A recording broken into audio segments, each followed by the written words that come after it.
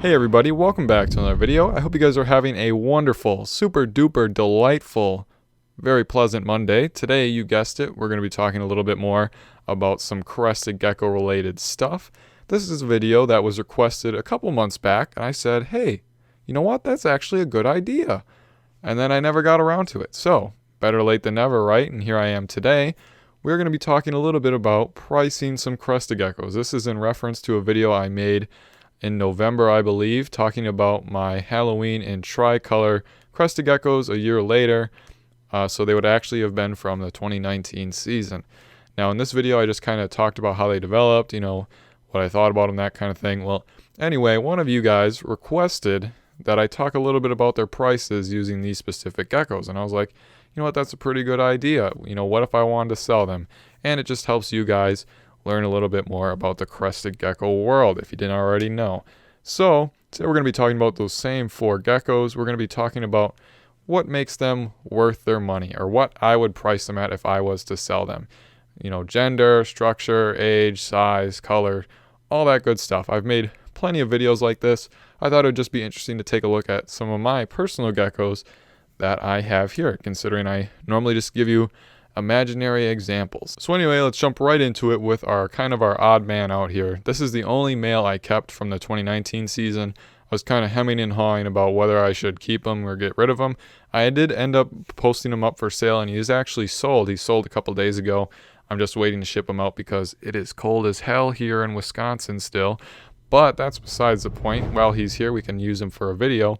Let's talk a little bit about him. So he's from my male King and my female Autumn. They've produced a lot of nice babies together. King was especially nice as far as males go. He had kind of interesting pattern, a lot of dot sort of patterning, I guess you could say. Anyway, Mark kind of got a lot of his patterning. Oh, and if you're wondering why I'm calling him Mark, I started giving my geckos people names because I started running out of imaginary names to give them. So I got like geckos with people names now. So in case you're wondering, but anyway, Mark is. He's a nice gecko. I mean, he looks good. He's got a lot of pattern. He's an extreme Harlequin. The problem with Mark is he's got great pattern, an okay head, good lineage. What's the problem? Okay, well, here's the problem. Mark is a male. Nobody wants male geckos. You can pick up some really nice, cheap males because nobody wants them. And the reason, it's not that nobody wants them. It's just that when you're breeding geckos, you don't need 20 males for 20 females.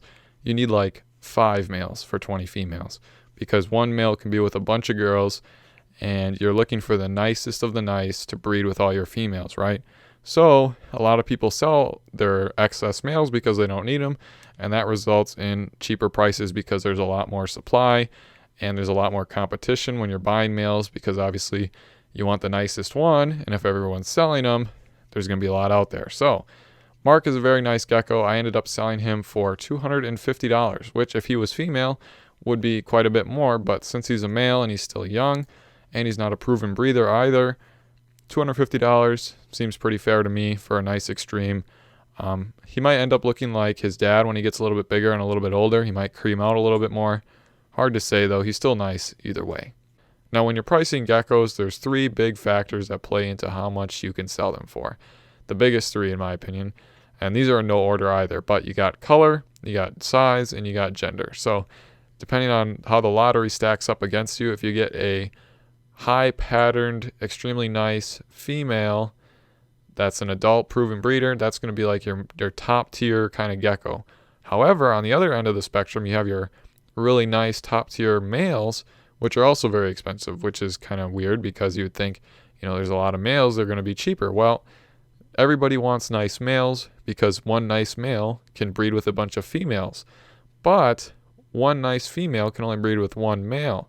So it's kind of tricky, you see, because if you have a really nice male, he can be a lot more expensive because he can be with a ton of females, right? So like if you have a really nice male lily white, he's going to be a couple $1,000s because he can breed with a bunch of geckos and produce a bunch of nice lily whites.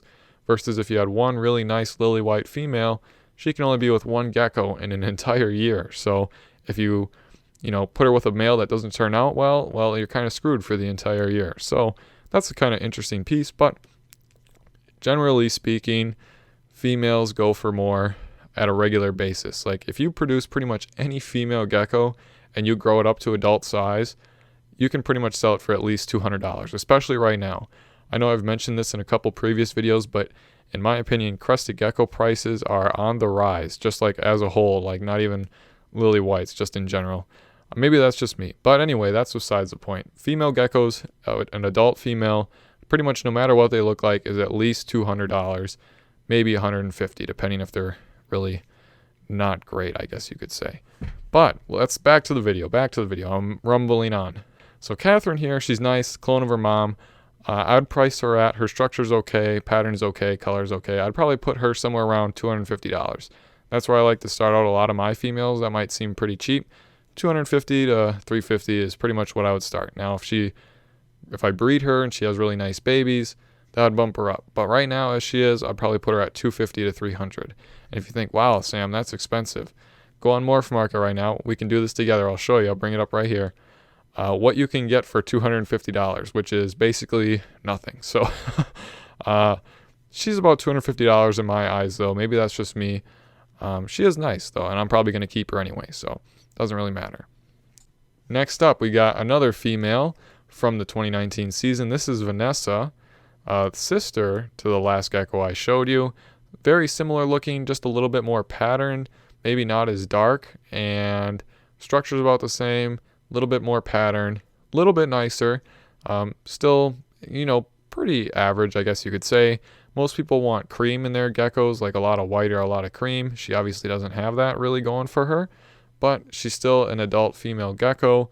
So in this case, she's a little bit more than Catherine. I'd probably put her at about $300, somewhere between $300 and $400 maybe.